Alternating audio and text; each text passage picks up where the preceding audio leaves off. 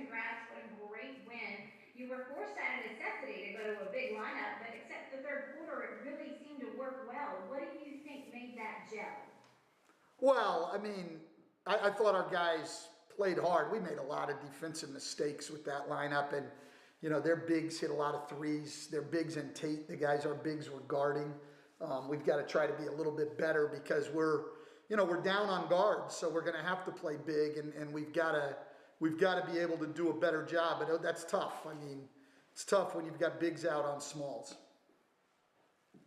Lonzo Ball's return tonight. A, just cramping it seems like for him, and B, career high in three-pointers. What did you like best about his game tonight as he really seemed to be the catalyst? Well, yeah, I mean, his shooting really, really helped us, and I thought he played well defensively. Yeah, he just cramped up at the end of the game, but look, the guy wanted back in the game. I mean, I took him out to get a rest in the third quarter. Things went south, and he just said, "Put me back in." I was like, "All right, sounds good." And he went back in, and we gave him one little minute there in the fourth quarter, and then we gave Bled about a minute, and that was it. Those guys had to finish. And then when Lonzo went down, Bled was the last man standing, the only starter we had left to go down the stretch. So guys like Najee and Wes Jackson playing all of his minutes at the 4 spot. Not at center. Billy played a lot of minutes in a row and was tremendous. James, we've had for a week, and we played him at the 3 tonight. He'd been playing all the 4, so guys had to do a lot of different things. So it was a great win to get, and we made some plays down the stretch and got some stops. So thankfully, very, very good. Yeah, Coach, kind of leading into the next question, you had to be sitting there with 3 minutes left in the ball game, looking at who's on the floor, going, "There's no way in the world I would have envisioned these 5 on the floor at the same time." But those guys were able to finish it out. Yeah, they did. They fought hard, and sometimes that's all it takes. Like, just have some fight in you. We made some plays down the stretch, but we fought hard, and we got some rebounds, and that's what really matters. Did you think in the third quarter, especially in the early stages of the third, that your team got a little 3-point happy, and that allowed Houston to kind of get back into it? I say this all the time, Todd, and as much as I love all you people in the media, that's the one that always cracks me up. When the ball's going in from 3, you guys talk about what great ball movement and boom, boom, boom, and then when you're missing, they're settling for 3. It's like, how do you want guys to select, do shot selection, I mean, no, they were good shots. We didn't make them. Those were good shots. So, no, maybe we should have had the ball hit the paint first more. I mean, I'll admit that. But listen, our main paint attack guys are not in there right now. So it makes it a little bit tougher to play that way. I thought the problem in the early third quarter was our transition defense. It just wasn't good enough. It wasn't hard enough. No sense of urgency. And transition defense has been a little bit of a problem as it is, and that's something we've just got to take care of. And I regret to inform you of another question about the 3-point shooting. With Lonzo, I mean, when he came into the league to where he is now, I mean, it's just a completely different shot. He had 3 tonight. How impressive is that? I mean, a guy just, has a complete mechanical overhaul, and for him to get to the point where he's at as an outside shooter right now. And from last year to this year in his free throw shooting, last year the chance of him getting fouled on a 3 and go to the line and make 3 would have been slim and none, right? So you have to give him a ton of credit, because it's hard for guys to make those kind of changes anyway. But when you've had as much success playing basketball in your life as Lonzo Ball has, to be the number 2 pick in the draft and to have the humility to say, I need to change something, I need to get better, and then to come in and do the work he does with Fred and put in that time and effort. I mean, that's something to really be admired. I think players especially, don't understand sometimes the meaning of humility. It's not modesty.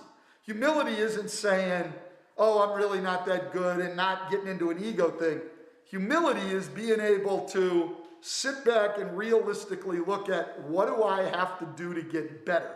And that's a tough thing for a lot of guys. And I think what Lonzo's done over the last 2 years to improve his shooting is one of the best stories in this league. Obviously, I'm biased sitting here, but if you listen to me last year when I was doing commentary, I was saying the same thing, even before I was coaching, because that's a hard thing to do. And he made a total overhaul of his shot from the way he shot the ball coming up through high school, college, and his first couple of years in the NBA.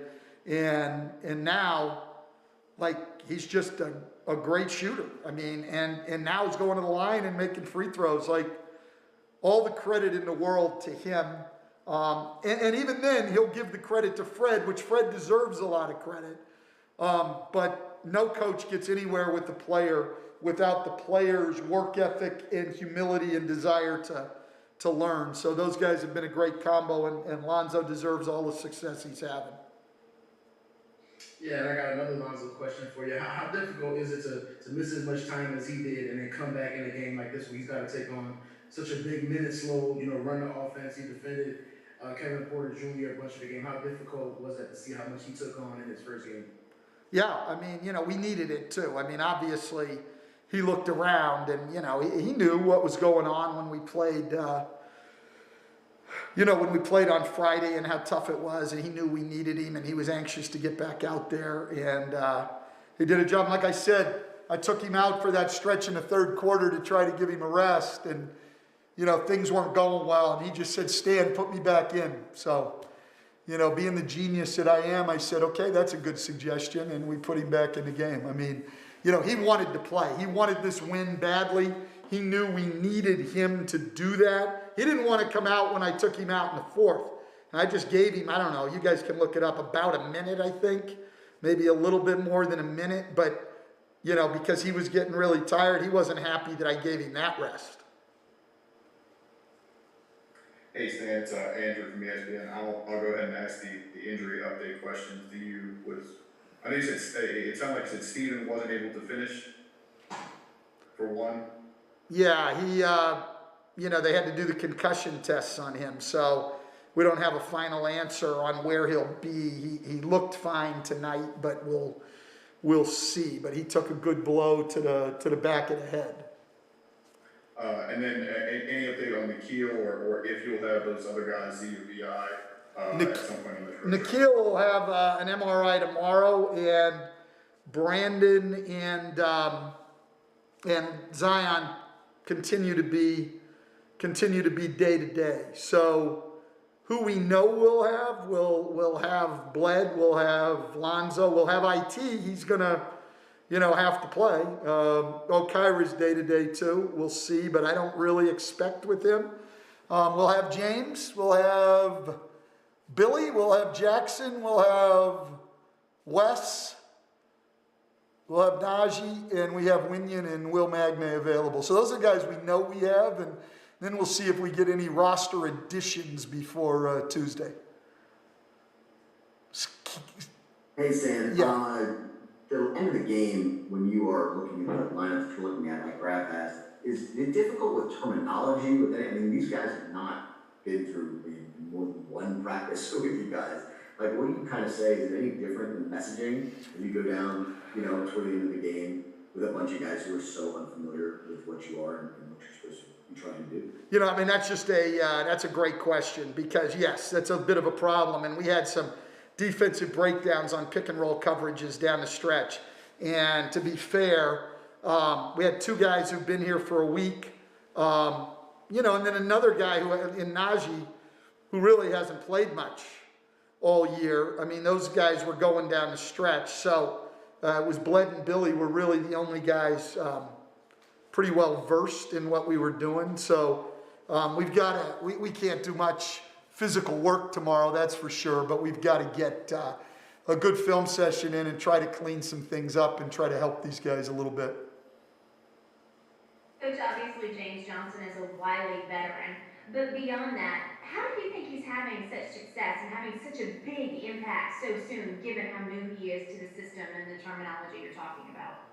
Well, because of three things that I think make players good and adaptable and everything else. First of all, he's got skills.